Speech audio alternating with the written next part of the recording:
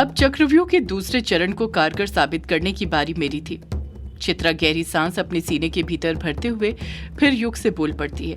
वैसे तो मेरे मन में उस वक्त कई सारे सवाल चल रहे थे, पर बार बार जो सवाल मेरे मन में आ रहा था वो ये था कि आखिर अनुराग ने यक्षिणी के साथ क्या बिसाह किया था और क्यों।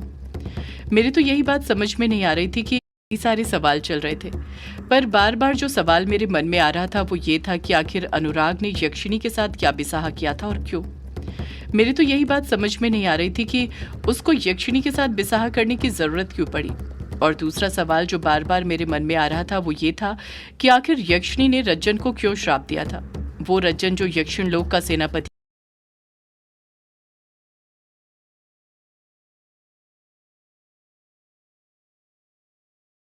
था, यक्षिणी ने उस यक्ष को एक आम इंसान बनकर जिंदगी जीने के लिए क्यों मजबूर कर दिया था।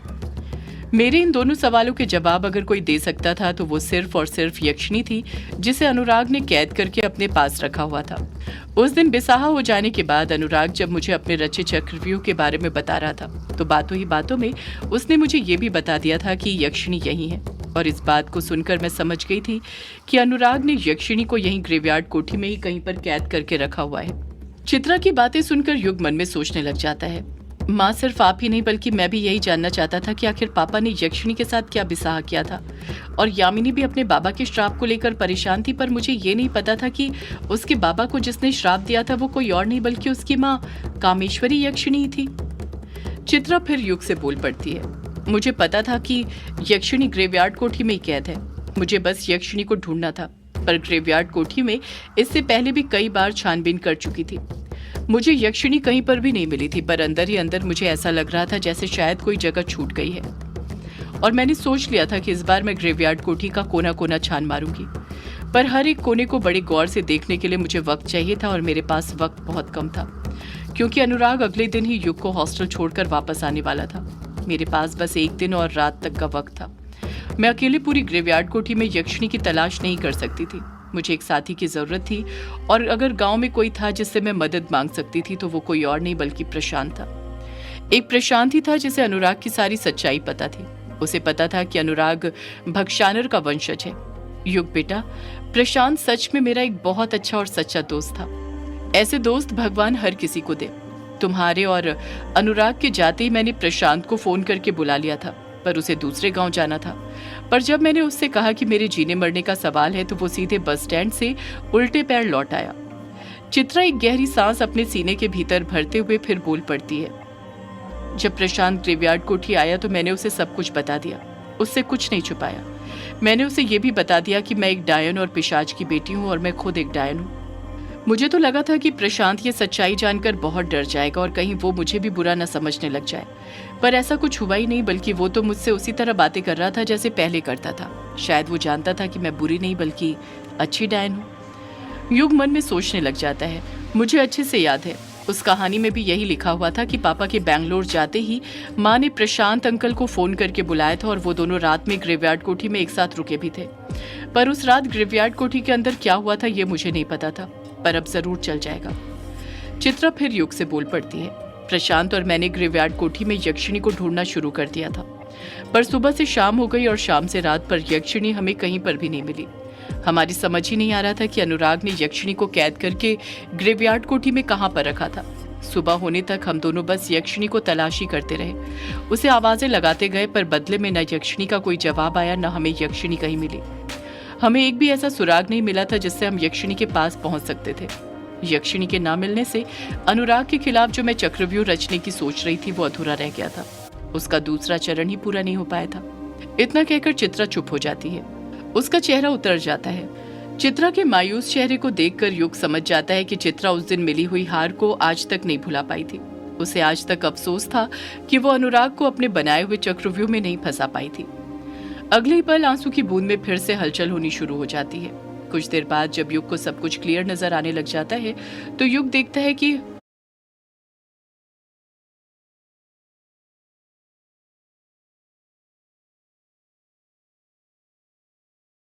हॉल में ही चित्रा और प्रशांत मायूसी के साथ बैठे हुए थे। हॉल का सारा सामान बिखरा हुआ था। प्रशांत थके हुए लहजे के साथ कहता है, चित्रा भाभी 5वीं बार पूरी ग्रेवयार्ड कोठी छान मारी है, पर वो यक्षिणी मुझे कहीं नहीं मिली। मुझे तो लगता है जिस बॉटल में लेखक बाबू ने यक्षिणी को कैद किया था, वो बॉटल लेखक बाबू अपने साथ ही लेकर गए हैं। चित्रा पलट कर कहती है, नहीं प्रशांत, अनुराग अपने साथ कुछ लेकर नहीं गया है। जाते वक्त उसके हाथ खाली थे। मैंने खुद अपनी आंखों से देखा है। मेरा मन कहता है यक्षिणी यहीं पर कैद है। प्रशांत कुछ चिढ़ते हुए कहता है, अगर यक्षिणी यहीं पर है तो कहाँ पर है भाभी जी? चित्रा मायूसी के साथ धीरे से कहती है, पता नहीं। प्रशांत पलटकर कुछ नहीं कहता है, पर कुछ देर बाद ही प्रशांत बोल पड़ता है, यक्षिणी तो मिली नहीं भाभी जी, वरना उसी से पूछ लेते कि इस भक्षानर के अंश का अंत कैसे होगा। अब आप बताइए मुझे क्या करना है, क्या आदेश है आपका? चित्रा लटके हुए चेहरे के साथ ही जवाब देती है, अब कुछ और आदेश नहीं है प्रशांत, तुमने जितना मेरे लिए किया उतना ही काफी है। तुम अपने फूफा के गांव जा रहे थे ना, उनसे मिलने, तो अब तुम जा सकते हो। प्रशांत चित्रा को एकटक देखते हुए उससे पूछता है, और आप भाभी जी? चित्रा अपनी नजरें चारों तरफ घुमाते हुए कहती है, मेरा क्या प्रशांत, मुझे तो यहीं पर रहना पड़ेगा ना, इस ग्रेवयार्ड कोठी में। अब यही तो मेरा घर है। प्रशांत ना में अपना सिर हिलाते हुए कहता है, नहीं भाभी जी, ये ग्रेवयार्ड कोठी आपका घर नहीं है, ना ही कभी था। यहाँ पर रखा ही क्या है, कुछ भी तो नहीं है। लेखक बाबू जिनसे आप प्यार करती थी, उनके अंदर भी उस भक्षानर का अंश घुस चुका है, वो भी पूरी तरह बदल चुके हैं। और रही बात युग बेटे की, अब तो वो भी यहाँ पर कभी नहीं आएगा, तो फिर आप किसके इंतजार में रुकी हुई हैं यहाँ पर? चित्रा पलट कर कहती है, यक्षिणी के। प्रशांत, मैं उससे मिलना चाहती हूँ और सब कुछ जानना चाहती हूँ। प्रशांत चीखते हुए कहता है, यक्षिणी को ढूंढा तो सही भाभी जी हमने, पर वो हमें नहीं मिली। चित्रा कहती है, पर जब अनुराग आएगा तब तो मिल सकती है ना, वो मुझे यक्षिणी से मिलवा सकता है। प्रशांत कहता है, आपको क्या लगता है चित्रा भाभी कि जब लेखक बाबू आएंगे और आप उनसे कहेंगी कि मुझे यक्षिणी से मिलना है, तो वो आपको हंसते हंसते यक्षिणी से मिलवा देंगे? बिल्कुल नहीं भाभी जी, ऐसा बिल्कुल नहीं होने वाला है। भूलिए मत, वो लेखक बाबू नहीं, भक्षानर है। चित्रा खामोशी खड़ी रहती है। प्रशांत चित्रा को अच्छे से सब कुछ समझाते हुए कहता है, अगर उस भक्षानर को आपको यक्षिणी से मिलवाना ही होता तो उस रात बिसाहा करते वक्त ही मिला दिया होता, उस वक्त मना नहीं किया होता। मुझे लगता है वो फिर कोई चक्रव्यूह रच रहा है जिसमें आप फिर से फंस रही हैं। शायद उसे पहले से पता था कि जब वो युग को छोड़ने जाएगा तो आप भी ग्रेवयार्ड कोठी जरूर छोड़ने का सोचेंगी, पर उसने आपके सामने कई सवाल खड़े कर दिए, जैसे लेखक बाबू और यक्षिणी के बीच क्या बिसाहा हुआ था, रज्जन को क्या श्राप मिला था, ताकि इन सवालों के जवाब पाने की आपके अंदर तलब पैदा हो जाए और आप यहाँ से चाहते हुए भी नहीं जा पाए। और अब आप वही कर रही हैं, यहाँ से नहीं जा रही हैं। उन्होंने आपको यक्षिणी से मिलने का मोह दिया है और आप उसी मोह में फंस चुकी हैं। चित्रा परेशान होते हुए कहती है, पर भक्षानर मुझे यहाँ पर क्यों रोकना चाहेगा? प्रशांत जवाब देता है, आपकी शक्तियों के लिए भाभी जी। आपको पता है ना उस भक्षानर का क्या मकसद है? संपूर्ण ब्रह्मांड पर राज करना, जिसके लिए उसे ताकतवर बनना है, और ताकतवर बनने के लिए शक्तियां चाहिए, और आपके अंदर भी तो एक पिशाच और डायन की शक्तियां हैं। चित्रा कहती है, माना मेरे अंदर शक्तियां हैं, पर वो जागृत थोड़ी है। प्रशांत कहता है, अभी जागृत नहीं है भाभी जी, पर जागृत तो हो सकती है। मुझे तो लगता है इसी वजह से वो भक्षानर आपको यहाँ पर रोकना चाहता है, आपकी शक्तियां पाना चाहता है और आपको भी अपनी तरह बनाना चाहता है। चित्रा को प्रशांत की बातें एकदम सही लग रही थी, वो भी उसकी बातों से पूरी तरह से सहमत होने लग गई थी। चित्रा प्रशांत से पूछ पड़ती है, तो अब मैं क्या करूं प्रशांत, तुम ही बताओ। प्रशांत जवाब देता है, चक्रव्यूह में मत फंसिए भाभी जी, छोड़ दीजिए ये ग्रेवयार्ड कोठी, चले जाइए इस गांव से दूर। चित्रा पलट कर कहती है, मैं ये कोठी गांव छोड़कर कहाँ जाऊंगी प्रशांत, तुम ही बताओ। प्रशांत झट से कहता है, मुझे नहीं पता भाभी जी, पर यहाँ से जितना दूर आप जा सकती हैं चले जाइए, और फिर कभी लौट कर मत आइएगा आप। अब ये गांव नहीं, भक्षानर का गढ़ है।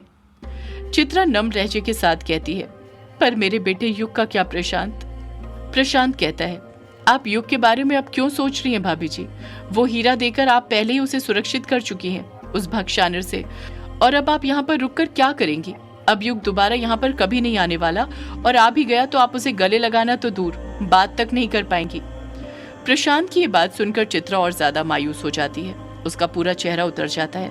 प्रशांत फिर बोल पड़ता है, मेरी बात मानिए भाभी जी और दूर चले जाइए इन सब चीजों से। यहाँ पर जो भी हुआ सब भूल जाइए और एक नई जिंदगी की शुरुआत कीजिए। चित्रा नम लहजे के साथ कहती है, ऐसे कैसे नई शुरुआत कर लूं मैं प्रशांत? अनुराग और युग ही तो मेरी दुनिया थे। प्रशांत पलट कर कहता है, माना वो दोनों आपकी दुनिया थे भाभी जी, पर जरा सोचिए, उन्हें अपनी दुनिया बनाने वाली भी तो आप ही थी ना। क्या लेखक बाबू और युग के आने से पहले आपकी कोई दुनिया नहीं थी? प्रशांत के सवाल ने चित्रा को गहरी सोच में डाल दिया था। प्रशांत फिर बोल पड़ता है, थी ना एक दुनिया उनसे पहले भी। हम इंसानों को ये लगता है कि हमारी दुनिया हमारे अपनों से, सगे संबंधियों से होती है, पर ऐसा होता नहीं है। हमारी दुनिया खुद हमसे होती है। कहते हैं मरने के बाद हमारी एक नई दुनिया की शुरुआत होती है, पर आपको पता है मरने से पहले ही जीते जी हम कई बार अपनी नई दुनिया बना सकते हैं। जिंदगी में कभी कभी हम इतना हार जाते हैं कि लगता है कि सब कुछ खत्म हो गया, पर असल में उस वक्त सब कुछ खत्म होता नहीं है, बल्कि वो तो मौका होता है फिर से सब कुछ शुरू से शुरू करने का, जिंदगी की एक नई शुरुआत करने का।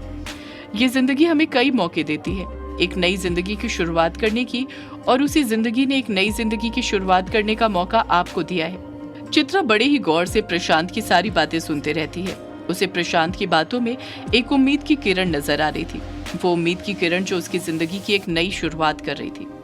प्रशांत फिर बोल पड़ता है, इस मौके को अपने हाथ से मत जाने दीजिए भाभी जी। हो सकता है दोबारा फिर आपको यहाँ से भागने का मौका ही ना मिले। यक्षिणी की तरह वो भक्षानर आपको भी यहीं पर कैद करके रख ले, इसीलिए यही सही वक्त है, यहाँ से भाग जाइए भाभी जी। चित्रा फिर बोल पड़ती है, पर प्रशांत। चित्रा अपनी बात पूरी करती उससे पहले प्रशांत उसे बीच में टोकते हुए बोल पड़ता है, पर वर कुछ नहीं भाभी जी, मैंने हमेशा आपकी बात मानी है, हर वक्त आपका साथ दिया है, पर अब बात मानने की बारी आपकी है। और ये मैं एक देवर होने के नाते नहीं, एक दोस्त होने के नाते बोल रहा हूँ। अगर आप सच में मुझे अपना दोस्त मानती हैं तो चले जाइए यहाँ से, छोड़ दीजिए ये गाँव और सब कुछ भूलकर एक नई जिंदगी की शुरुआत कीजिए। प्रशांत ने चित्रा के सामने एक ऐसी बात बोल दी थी कि वो चाहते हुए भी प्रशांत को ना नहीं बोल पाती है और हाँ में अपना सिर हिला देती है। कुछ ही देर में चित्रा अपना सारा सामान पैक कर लेती है और प्रशांत चित्रा अपना अपना सामान लेकर ग्रेवयार्ड कोठी से बाहर जाने लग जाते हैं। उन दोनों के ग्रेवयार्ड कोठी के बाहर जाते ही आंसू की बूंद में फिर से हलचल होने लग जाती है और कुछ देर बाद ही युग को फिर चित्रा का चेहरा दिखने लग जाता है। चित्रा युग से कहती है, युग बेटा, उस दिन ग्रेवयार्ड कोठी से निकलने के बाद प्रशांत और मैं सीधे बस स्टैंड पहुंचे थे। प्रशांत ने मुझे मेहंदी पथार रेलवे स्टेशन जाने वाली बस में बैठा दिया था और वो खुद अपने फूफा के गांव जाने वाली दूसरी बस में बैठ गया था। जैसे ही युग ये बात चित्रा के मुंह से सुनता है वो कुछ परेशान होने लग जाता है। युग हैरानी के साथ मन ही मन सोचने लग जाता है, ऐसा कैसे हो सकता है? अगर प्रशांत अंकल अपने फूफा के गांव जाने के लिए बस में बैठ गए थे तो फिर यक्षिणी ने कब उनका शिकार कर दिया? और जितना मुझे पता है वो तो अपने फूफा के गांव भी नहीं पहुंचे थे। एक और बात मेरी समझ नहीं आ रही, अगर माँ सब कुछ भुलाकर एक नई जिंदगी की शुरुआत करने वाली थी तो फिर वो महाडायन कब और कैसे बन गई? सदियों से है पुरानी ये है यक्षिणी की कहानी। यक्षिणी